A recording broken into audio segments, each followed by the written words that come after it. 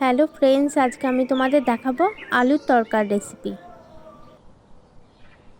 আলুর তরকা করতে গেলে আমার যে যে উপকরণগুলি লাগবে সেগুলি হলো পাতলা করে কেটে রাখা আলু, কুচানো টমেটো, কুচানো পেঁয়াজ, কুচানো আদা আর কুচানো রসুন,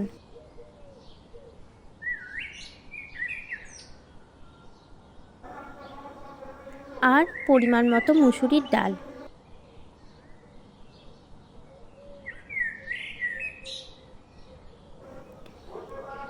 এবার আমি গ্যাসে কড়াই বসিয়ে কড়াইটি গরম হয়ে এলে সামান্য পরিমাণ সর্ষের তেল আমি দিয়ে দেব।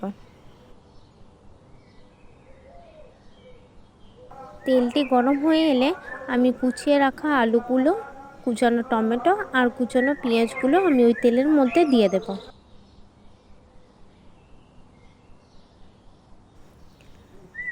কুচানো আদা রসুনটাও আমি ওর মধ্যেই দিয়ে দেব। এখানে আমি যে পরিমাণ মতো মুসুরির ডালটি নিয়েছিলাম সেটাও আমি ওর মধ্যে দিয়ে একটু ভালো করে নেড়ে নেব।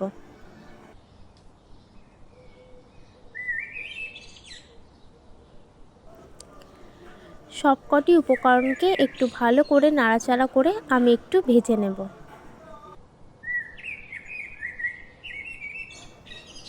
এবার আমি ওপর থেকে গোটা জিরে, স্বাদ মতো নুন দিয়ে দেব।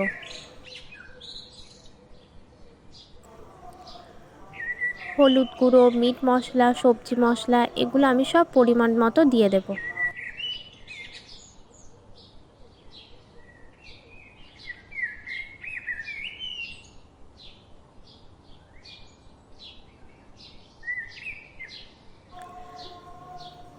একটু ভালোভাবে নাড়াচাড়া করে আমি সব উপকরণকটি ভালোভাবে কষিয়ে নেব।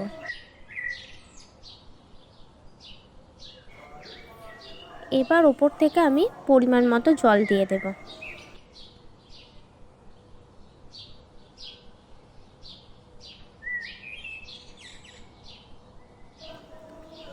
এবার আমি ভালো করে ফুটিয়ে সিদ্ধ করে নেব।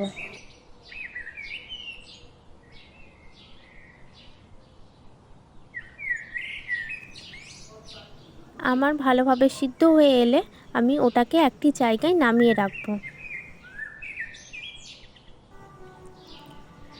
এবার আমি গ্যাসের মধ্যে কড়াই বসিয়ে কড়াইয়ে সামান্য পরিমাণ তেল দিয়ে দেব। তেলটি গরম হয়ে এলে আমি দুটো শুকনো লঙ্কা ওই তেলের মধ্যে ফাটিয়ে দিয়ে দেব।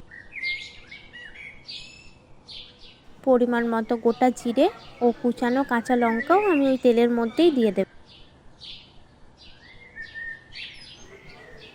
একটি ডিমকে ফাটিয়ে আমি ওর মধ্যে দিয়ে দেব।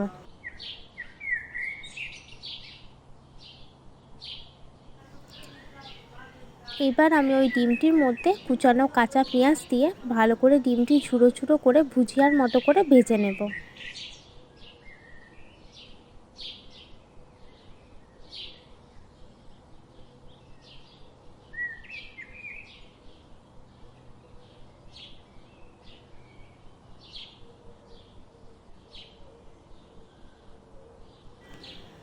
সিদ্ধ করে রাখা ডালটি আমি ওই ভেজে রাখা ডিমটির মধ্যে ঢেলে দেব।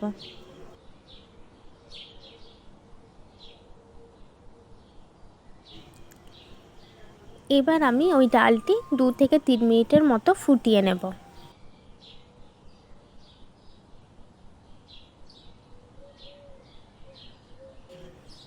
এবার আমি ওপর থেকে পরিমাণ মতো সর্ষের তেল দিয়ে আমার আলুর তরকাটি নামিয়ে নেব।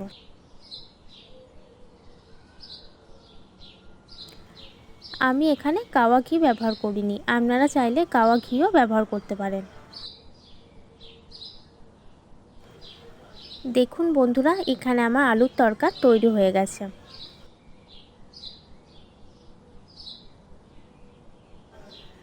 আমাদের চ্যানেলটি ভালো লাগলে লাইক, কমেন্ট, সাবস্ক্রাইব করে পাশে থাকবেন।